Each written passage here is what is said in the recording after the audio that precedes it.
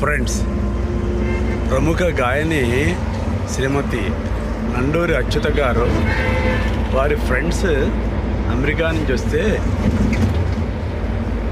KG to PG అక్కడి caption మీద ప్రగతి రిసార్ట్స్లో అద్భుతమైన గెట్ టుగెదర్ అరేంజ్ చేసుకున్నారన్నమాట. ఈ రోజున ఈ ప్రోగ్రామ్కి నన్ను కూడా గెస్ట్ బయలుదేరాను అనమాట.